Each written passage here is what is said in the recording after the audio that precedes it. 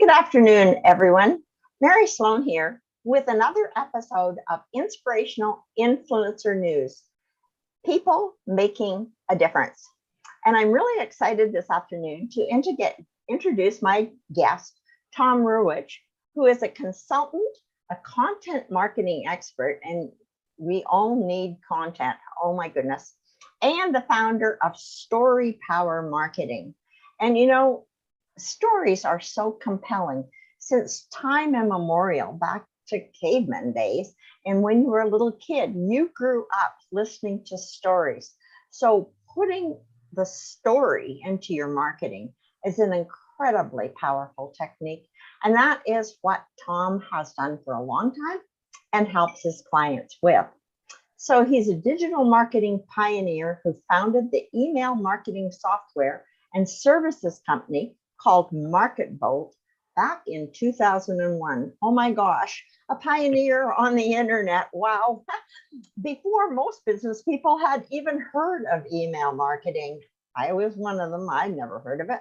And today, coaches, consultants, and other experts hire Tom to power up their stories because most dish out the same old boring content that turns off prospects, and then they feel frustrated and stuck. Have you heard people complaining about, oh, my marketing isn't working? Well, there may be a reason for that. So Tom helps people take that boring marketing, add a story, and all of a sudden they've got something that people love to share and read. And so if you have an issue with your content, I really encourage you to talk to Tom. And Tom, what is the one thing that you really want our listeners to hear and know about while we're here together?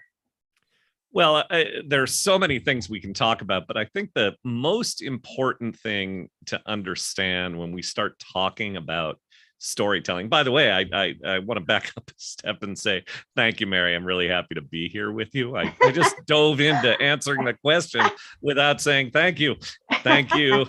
Happy Friday. Good to be with you. But you asked what's the most important thing. And when we talk about storytelling, so many people think that what that means is that they're supposed to come up with some magical origin story about themselves.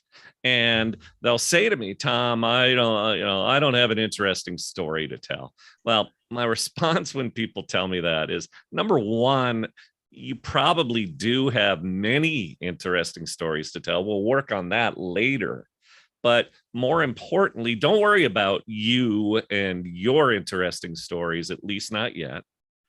Let's focus on your prospects, because storytelling is all for business. Storytelling for business is all about you connecting with your prospects, making yourself more relatable to them, making them know, like, and trust you more. And the way that you do that is by evoking the journeys that they are taking, understanding where they are, where they want to get, and how you can help them get there. And if you can craft stories that make sense to them in that light, then they're going to be fired up, turned on, tuned in, saying, tell me more.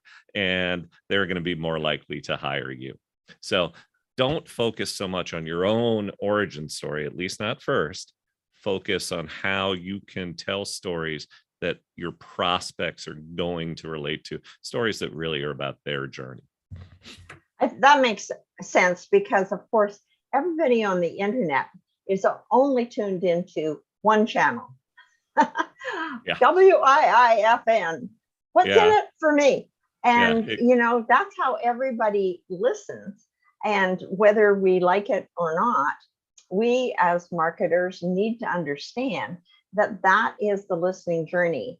And they actually may stop listening only for what's in it for me once they know you get them and that you can relate to them and their struggle.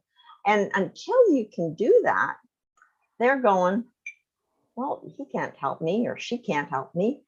They don't even get me. Yeah. Exactly. I talk about storytelling being a process. I've simplified the process to what we call the 3E, letter E, 3E storytelling process. And the first E is empathy. Put yourself in your prospect's shoes, understand what they're feeling. Feeling's a really important word in this case. Understand what they're feeling. What are they mad about? What's keeping them up at night? What are they frustrated about? But don't, a lot of marketers will say, stick the knife in and twist the knife and really make Oh, them feel that pain. And I hear from a lot of coaches and consultants and professional service providers I work with who say, I'm not into this. I don't want to do this fear-based marketing thing.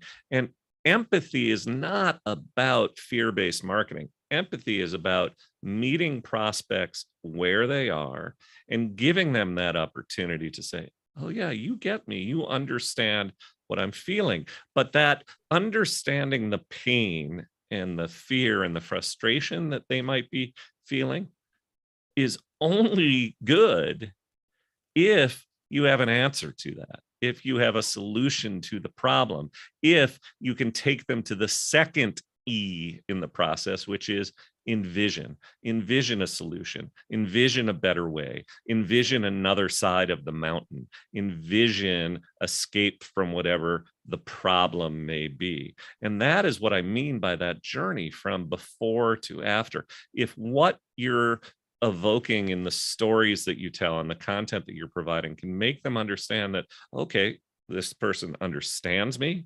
understands where I am, and this person understands where I want to go, or is describing a place that sure sounds better. Well, I'm now going to lean in and say, how do we do this? How do we take that journey together? And that leads us to the third E of powerful business storytelling, which is enable. The way they do it is by going along with you. You're enabling that journey. Your products and services are enabling your story. So understand here that the products and services you sell are not the story. The story is the before to after journey. And this is a great mistake that so many business people make. They want to tell stories about my product. Well, here's how I got in business, and here's why I made this product, and here are all the, here's why I chose to make it a platinum coated widget instead of a bronze coated widget, and blah blah blah blah. Me, tell. And nobody cares about you and your widgets and why it's platinum coated versus bronze coated or whatever the heck you want to tell them, unless it fits within that journey, unless it's about enabling that before to after journey. So 3 E's: empathize, envision, and then talk about how you're going to enable. well, and you can certainly see how the details come in the enabling, and how, now at that stage, it gets to be of interest, because now it's all about, oh, all right, I get it. I want to go from here to there. And you can help me by making that easier. Another E. And that's the one that they really like, because you enable them with having the platinum coating instead of the bronze coating, because it's, I don't know, shinier, rolls easier, whatever. But I mean, at that point, it becomes important, because now it's like, oh, okay, so how fast can I get there? Because everybody, I mean, I think we're all in the world of speedboats, because it's always about, well, how fast can I go there? How fast can I get this done? And, unfortunately, it's sometimes a process. And you're exactly right, Mary, that things like speed or efficiency, the details that make one product better than another are important. But you have to start by answering the question, well, why do I need a boat? Where's the boat going to carry me? And if that boat, and then once you've said, here's where you're starting, here's what's on the other shore, how am I going to get you there? I have this boat. They're going to think Cool. Okay. I want to hop aboard that boat. By the way, what makes your boat better than the next person's, than the next product? And that is about your unique selling proposition, the differences, the competitive advantages, and so forth. So many business people, again, want to tell about their product. They want to talk about their unique selling proposition, and taking that metaphor of the boat, they're talking about what makes their boat so darn great, so much better than everybody else's boat, but they haven't established why you need to take the ride. Why you need to take the ride. That's the story that you're telling, and that's what you need to get to. I said that's the story. It's plural, actually. That's among the stories that you're telling. There are a lot of reasons, a lot of different emotional journeys that your prospects wish to take that may have to do with why they hire you. So that's another mistake that people make, and that some of the so-called storytelling experts make as well, which is to talk about story as a singular thing. We're going to figure out your story. No, it's about stories. It's about an endless flow of content.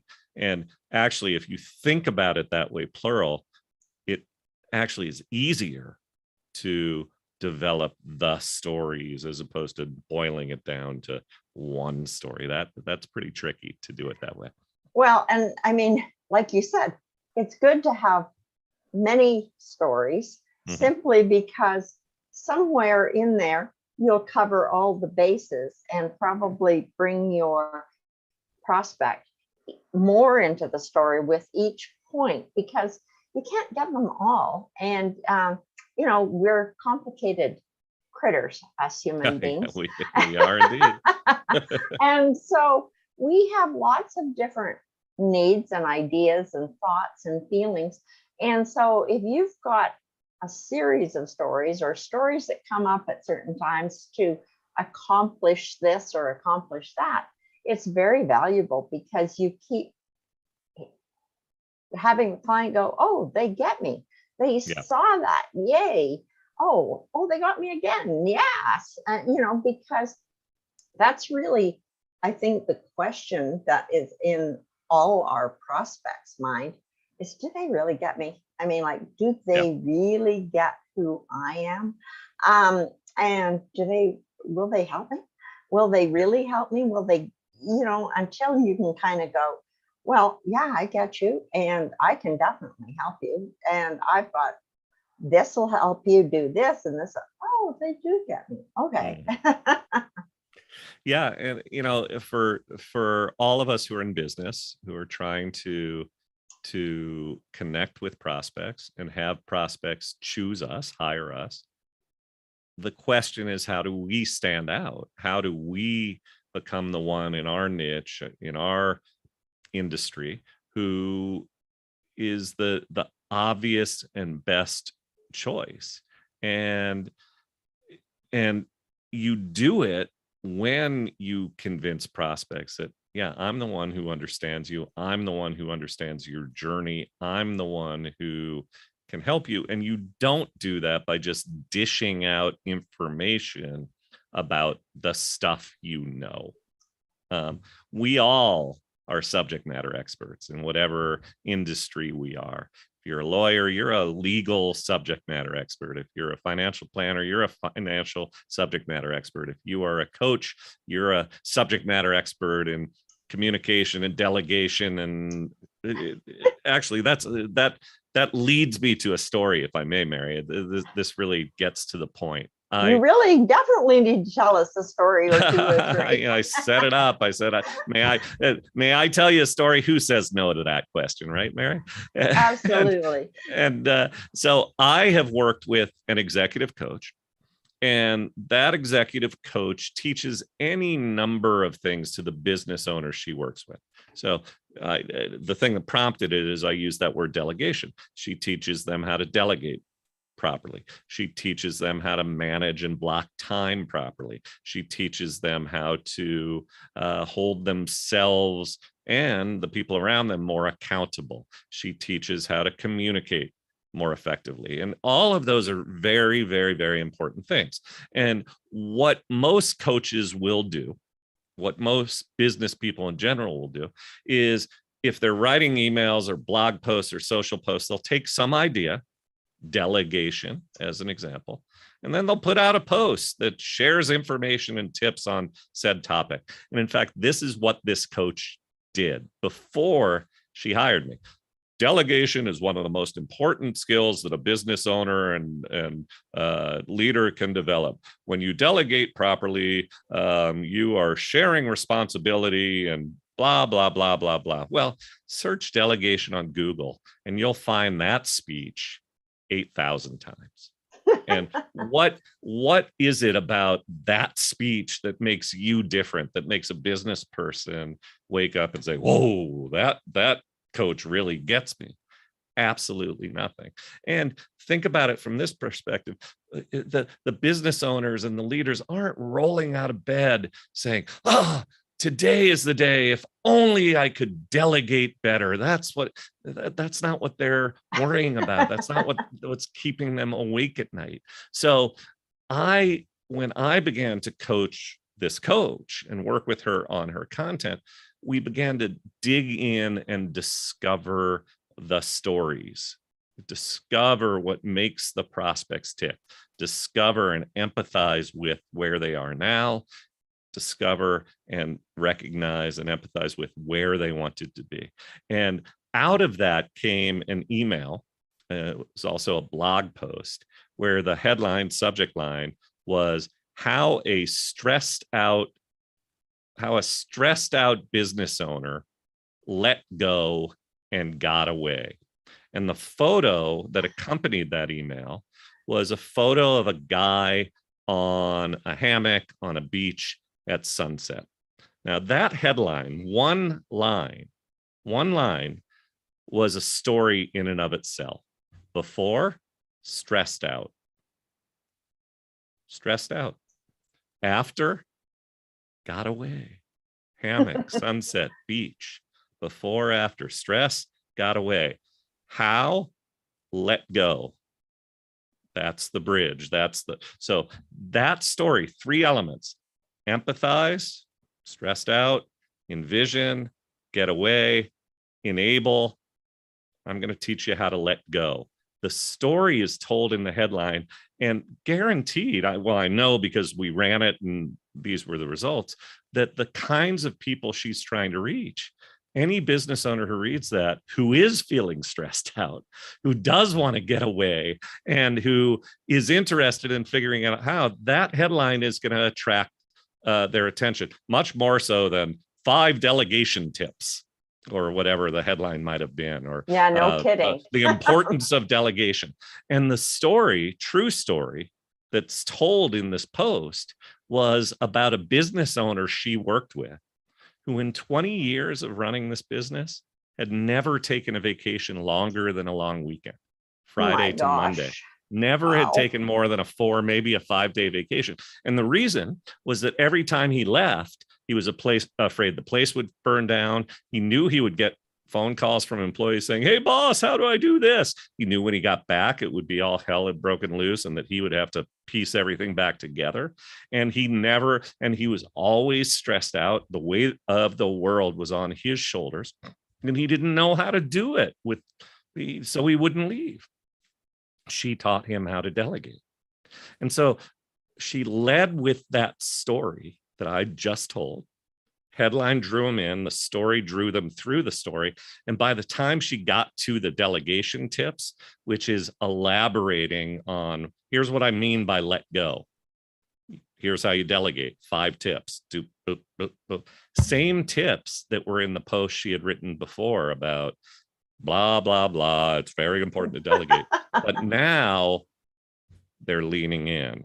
Now they're saying, I want to pay attention to these tips because she gets me. She understands me. And it may not be that you've never gone on vacation. You may go on vacation, but you can relate to feeling stressed out when you leave the office behind. You can relate to the idea that every Saturday and Sunday, you never quite put business aside. Sorry, just knocked my water over, but whoops. Good thing it had a top on it. And Shouldn't wave your hands while telling I the story. know, I'm a gesticulator. What can I say? That's the biggest word I'll use in this conversation, by the way. But that's a great example between the difference between boring blah blah blah content. I'm going to tell you something I know about delegation, blah blah blah blah, versus story powered content where I'm going to draw you in with just 3 elements, 3 E's: empathy, envision, enable. It's all there in the headline, followed by a full fleshed out story, followed by the information, followed by a call to action. Call me and I'll show you how to delegate and help you. And that's what happens when you create content like that. And by the way, she could write another piece about delegation 2 or 3 months from now, just using a different story, a different example, a different hook. And that's the real magic in this. It's not magic, by the way. It's systematic. It's about systems and habits and so forth. But when I work with my clients and we start talking about email marketing or social posts, the biggest complaint that I hear, 2 biggest complaints I hear. Number 1 is writer's block. I sit down, I have no idea what to write. Number 2 is, how do I keep this going week after week, month after month? And the answer to that is, you can't keep it going week after week, month after month, if all you're doing is dishing out, here's information about delegation, blah, blah, blah, blah, blah. Because in 3 months, when you want to write about delegation again, or in 2 months, when you want to write about delegation again, what do you say? Here's information about delegation, blah, blah, blah, blah, blah. But if it's a story, you can just tell another story. You can draw an example from a movie you saw. You can tell an example from your own life of how you learned to let go and so forth, all for the purpose of sharing an important idea that you want to share. The stories give you so much freedom to deliver information in creative, captivating ways over and over and over again, because there's a limitless supply, and it really makes you a much more powerful communicator, and it really simplifies the communication process, because there's just so much at your disposal that you can tap into. Well, and the other thing I was just thinking is that it really separates you from my favorite YouTube You, where, if you want to know how to delegate, go ask YouTube You, and there's 15 videos at least, I'm sure, on how to delegate and how to more effect. So it's not about the delegation that would be really compelling interest or make you stand out in any way, shape, or form. It's that you get the person, that you get right, that they are feeling stressed, that they are feeling like, oh my God, I haven't had a holiday in years. It would be so nice to get away. So when you can get that through, guess what? The other person's ears have perked up and they're like, exactly. Oh, now I want to know. Before, I didn't know why I wanted to know. I had no interest, Exactly. Yeah, you got it. So what else have you done with clients that have been amazing? Well, I mentioned writer's block before, and I want to share with you a really important idea about writer's block, and I'll share a story again. There's a copywriter whose name is Eugene Schwartz. I said is. Oh, amazing guy. His name is Eugene Schwartz. His name, he's no longer around. But Eugene Schwartz was the most prolific and celebrated direct response copywriter of his day, the 60s, 70s, into the 80s. And copywriters and marketers today look to Eugene Schwartz as an inspiration and a guide. He wrote a book called Breakthrough Advertising, which is really it's kind of a thick and difficult book, but it's loaded with wisdom, especially for advanced copywriters. And here's the thing about Eugene Schwartz. He wrote hundreds and hundreds and hundreds of ads, made millions and millions of dollars for his clients and for himself, and he never suffered from writer's block, not once. Wow. Kind of unheard of. Meanwhile, you and so many other business people, I've felt this way too. You sit down in front of a blank screen, or you have a notepad in your hand, and it's once upon a time. Now what? And you feel stuck. Writer's block. Everybody has had it. And if you're committed to regular content creation, whether it's weekly or monthly or daily emails, regular posts, you've all felt this feeling of, I have to get the content out there, and you're stuck. So Eugene Schwartz never suffered from writer's block. And when people would ask him about writing and writer's block and how he did it, he said something that is the most powerful and profound idea about writing and marketing that I've ever heard. He said, copy is not written, copy is assembled. Copy is not written, copy is assembled. Well, what the heck does that mean? What it means is that the business of putting together, in his case, sales letters, advertisements, and so forth. In our case, emails, social posts, blog posts, the front page of a website, a presentation deck, a video script, whatever it may be. It's not about sitting down in front of the blank screen and saying once upon a time, and then hoping that the magic well begins to flow. It's not about summoning a muse and having a Greek god muse, inspire you to come up with some creative magic. It's not magic. That's what he means by this. What he means is you do the work of discovering those things that I talked about. What is it that makes your prospects tick?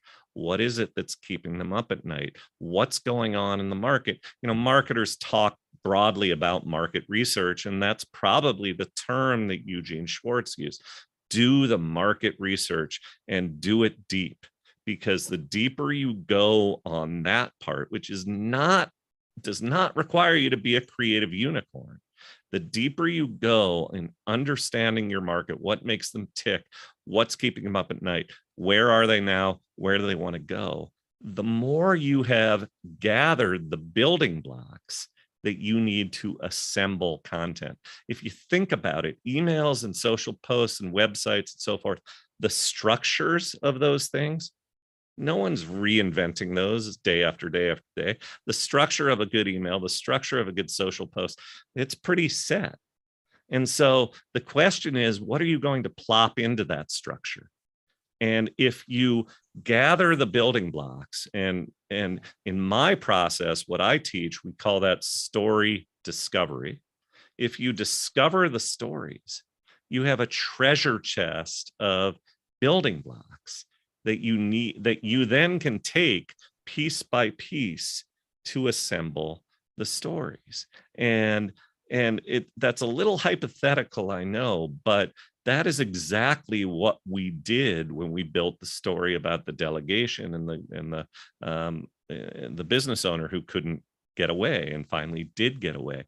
That's what I do every day when I create content. And I don't suffer from writer's block anymore, because I have a system and a habit of discovering the stories that are going to resonate with my prospects. So when it comes time to put them into an email, it really is an act of assembly, not an act of sit, pray for the creative inspiration and just let her rip. That's hard. There's work, but it's about simple systems that you can replicate and learn. And the really cool thing is that a lot of the stuff that goes into story discovery, gathering information, understanding, a lot of the habits and systems and actual processes and tactics that I teach around story discovery, a lot of that stuff you can delegate. So you can have an assistant take care of some of that stuff for you. And then you have the pieces you need to assemble content when the time comes. Well, and I was thinking as you were speaking, coming out of the idea of story, it's kind of like assemble the stories that you've heard in the past of the pain that your prospects have had. That's Because right. once you've got the pains, and you know, if you're smart, you'll even go deep so that they really get the pain. And you've seen that. Now you know how to what you have to address, because Right. it's they have to feel you get them, which Yep. means you have to address the pain they're feeling. So if you've talked to people, discovered the pain that they're feeling, you know, help them see the pain so that they get what you can really help them with, which is a great way to go about marketing. You know, instead of thinking that you have to sell somebody something, why not discover the pain that they have and then Yeah. figure out how you can help them get rid of that pain, because Yeah. that's what they really want to do. Yeah, that's right. And it's about pain, it's about discovering the pain and the frustrations. It's about also recognizing where they want to go. And the more that you do that, the easier the content creation part of it becomes. And the thing that we emphasize is this is so critical to do. And the more you do it and the more you do it right, the better positioned you are to make the content creation process so much easier. It's so critical that we really emphasize this in all the aspects of it, of story discovery.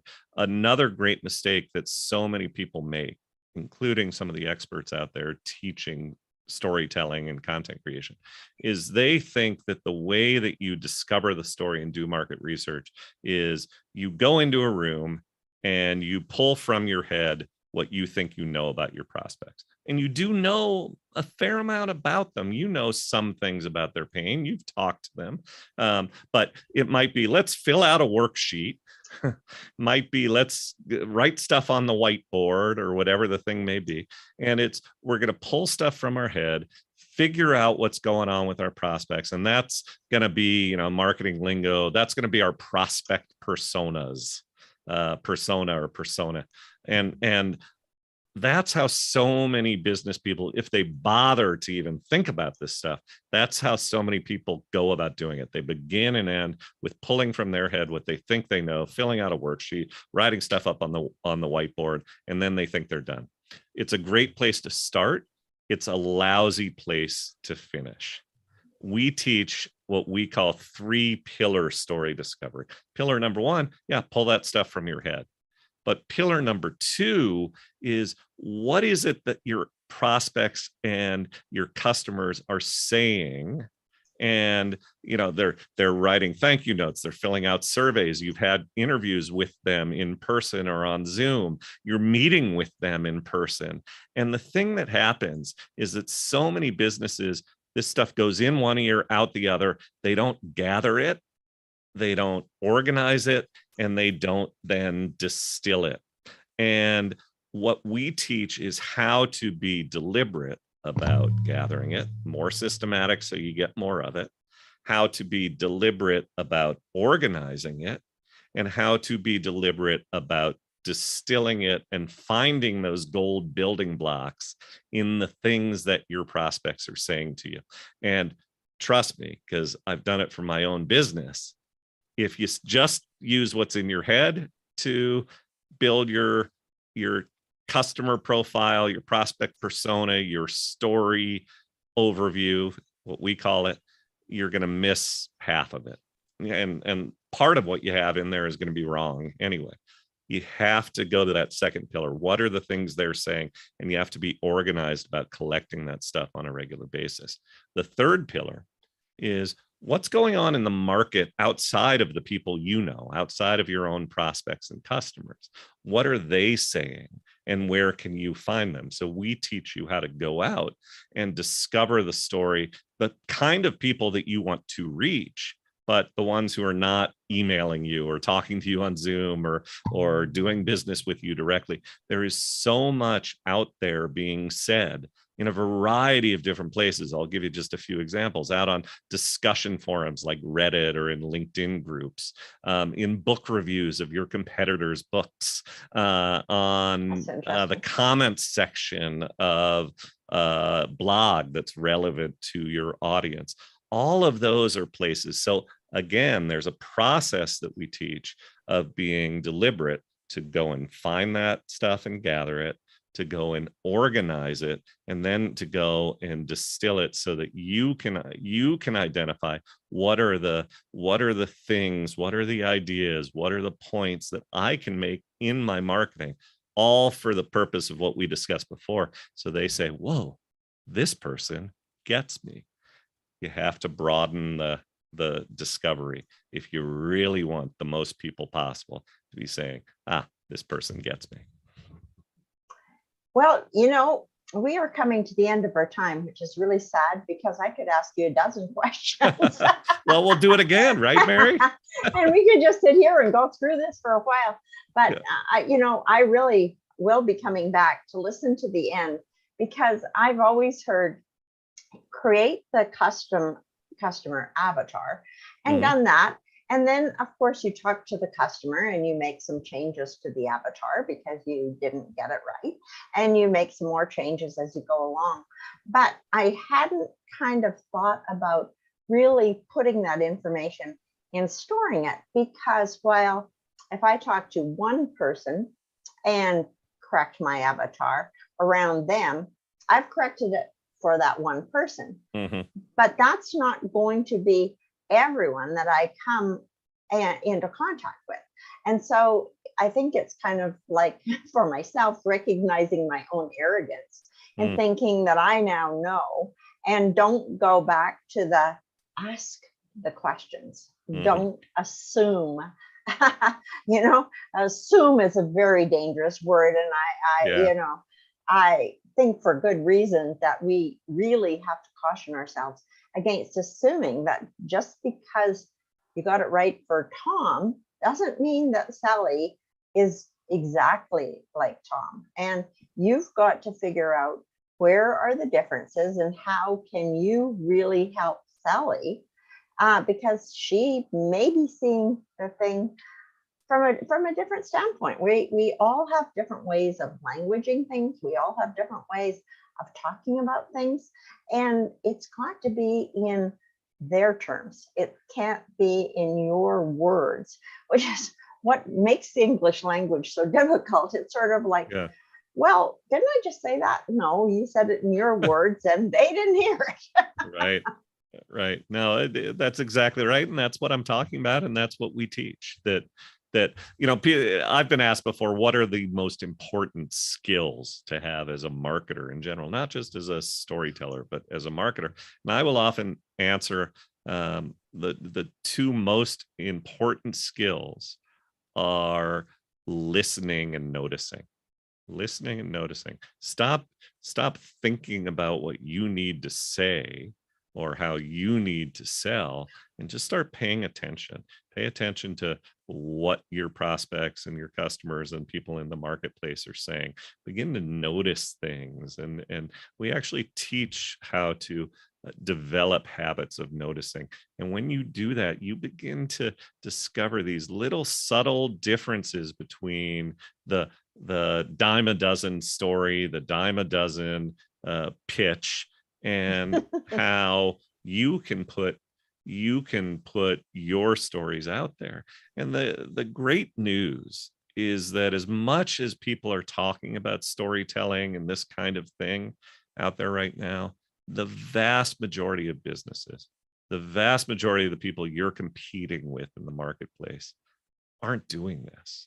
And so if you step forward and discover the stories and really dig just a little bit deeper, you're going to stand out as the one your prospects will relate to, and you're going to have that advantage of not constantly being stuck wondering what to say next, because you're going to have filled that treasure chest with the building blocks to assemble the stories that you need to get out there. I mean, great advice. So I hope everybody listening will come back and listen to this a few times, because Tom has definitely given us a lot of golden nuggets. And I really appreciate your time. Thank you so much for being a guest on Mary, Inspirational Influencer News. Yeah. Mary, thank you so much. And may I let people know where they can find me? Absolutely. Please do. So you can go to storypowermarketing.com, all one word. That's my website, storypowermarketing.com. There's a tab on there to join my email list, which I think is the best way to begin to get a feel for how all this works and see examples of it. There's also a free resources tab on the website, video trainings, downloadable trainings, things like that. I encourage you to visit the site, join the email list, download some of the resources, and reach out to me directly if you have any thoughts or questions. Awesome. I mean, that's a great resource. And thank you for allowing, for reminding me to get you to tell us, because that would have been a terrible miss. So I really appreciate it. No problem. Thank you, Mary. I'm grateful to have spent some time with you and your audience, and look forward to seeing you again. You bet.